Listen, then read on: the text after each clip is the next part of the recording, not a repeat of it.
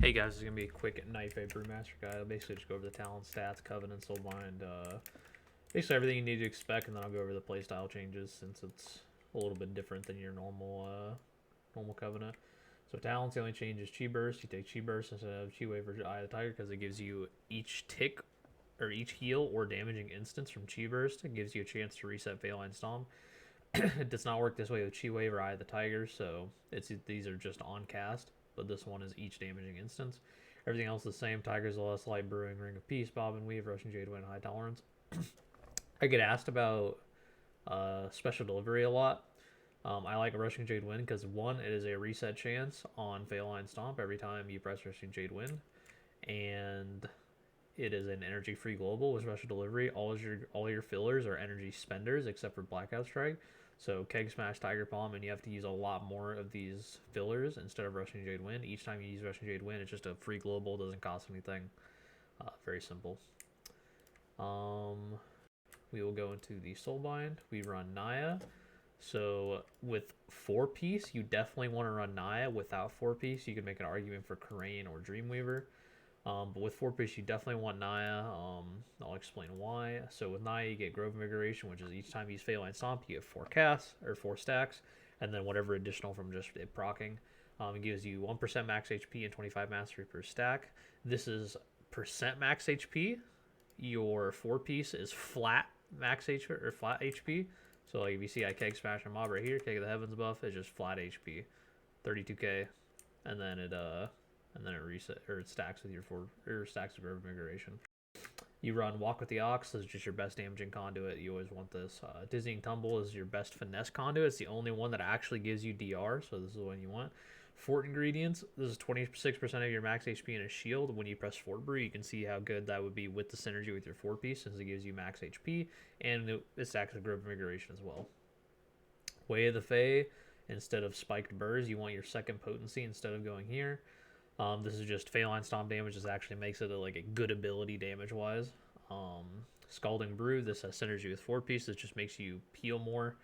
When you have Breath of Fire, because your Keg Smash does more damage. The more damage your Keg Smash does, the more healing you do. We go left instead of right here. So the option between Survivor's Rally and another Endurance is basically you either put Condensed Animosphere here, and go Rally, or you put Condensed Atmosphere here and go Fort Ingredients. And for me, I think the double potency is better. Condensed Atmosphere is pretty much required. It stacks with your 4-piece and Grove Invigoration, so again, just complete synergy on top of each other. Yeah, that's the Soulbind. For Dreamweaver, I run Condensed Atmosphere, Way of the Fae, Empowered Chrysalis, Lingering Numbness as my second finesse. Fort Ingredients, Walk with the Ox, and then Waking Dreams, you get another finesse, Dizzying Tumble. I tested this out a little bit, it's okay. If you're running Karain, you'd go left, you get the potency, Dizzying Tumble, Fort Ingredients. You definitely go down here, there's just 3% DR, you get triple potency, Way of the Fae, another potency, and then your choice between 3% Leech, and after kicking or disorienting enemy, they deal 5% less damage. I'd probably just go with the 3% Leech and use Condensed Animosphere in this, so I think that'd be fine. But yeah, that's it for the conduits. Stats. You want crit to like 40%, 38% is fine too, 30-40%. Then you want straight verse after. Ideally, max gear you have like 40% crit, 25% verse, more verse if you can get it. That's ideal. So Leech is also another topic. How much eye level do you want to drop for Leech? I'd say on rings you drop 6 eye level for Leech. On main stat pieces, if they are tier, you drop however much if you're replacing non-tier. So like this piece right here, or well, I guess this piece right here, if this was 252, I would use it over a 272. Because Leech is that valuable. That rule only applies if you have a Leech already. If you don't have very much Leech, if you're like 1%, 2%, 3% even, you don't really care, and you'll never prioritize eye level over Leech. But once you start getting up towards 10%, then you start prioritizing Leech over eye level because it scales harder. As far as legendary slots go, the best setup this has changed from my guides. If you guys see my guide, it's a little bit different. But you want Storm Stout / keg on your belt, 100%. That stays the same.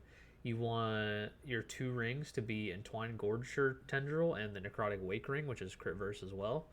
And then you want Unity on Helm. You want to your shoulders, chest, gloves, and legs.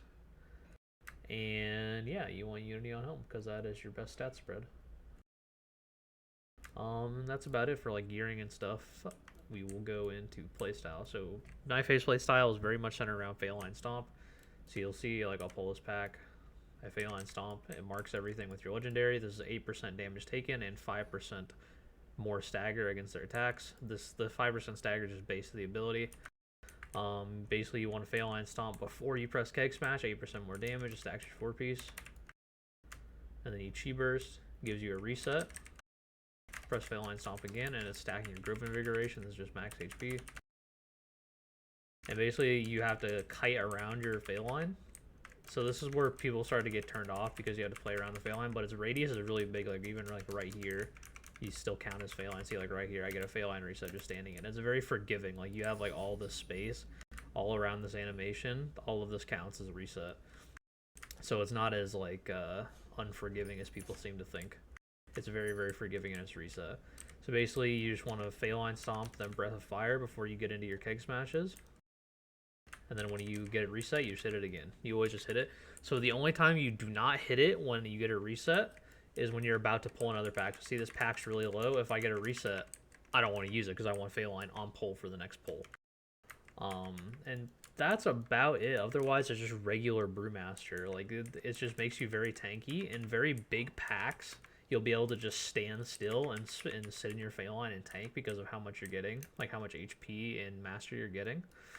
So it's pretty similar to like normal Kyrian, but your movement is a little bit more restricted. You have to play around your Phalanx. But like I said, like if you have like a Phalanx like this, like you can go like all the way up here, all the way around here, like all the way. All these parts are resets, so it's completely fine. Like, it's a lot more forgiving than people seem to think it is. And the tankiness you get from it compared to Kyrian, your max HP will, like, max HP is Kyrian, you can probably get up to like 200k on non-damage amps. Like Ingra, you get like a shit ton more, obviously, but as far as your max HP with Fae, you can get like 240, 250k without damage amps, which is a lot more than Kyrian, and definitely way more than Necro. Necro caps out at like 180 maybe, depending on how lucky you get. But yeah, that's it. That's pretty much everything I had to go over. It is very simple. You just have to play around your Phalanx. And yeah, there's everything for you. I hope you guys enjoyed. If you want more specific questions, join my Discord. It will be linked in the description below.